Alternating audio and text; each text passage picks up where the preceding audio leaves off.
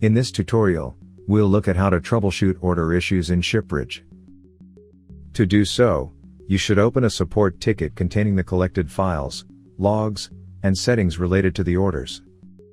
To collect them, go to Help, Collect Files. In the Collect Files pop-up window, all settings and log files are checked by default.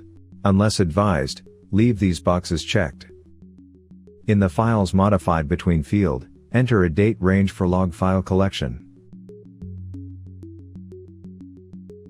If the issue is related to specific orders, enter the order numbers in the Filter for Order Numbers field, separating multiple orders with commas. If the issue pertains to batch shipping or printing labels through DaZzle or Worldship, enable the Check File Contents option. Click Collect Files and save the zip file to your computer. Open support.sellercloud.com. Go to Tickets, Manage Tickets and click the Create New Ticket button in the upper right corner.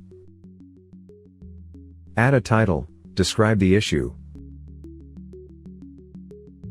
attach the zip file, and click Create Ticket.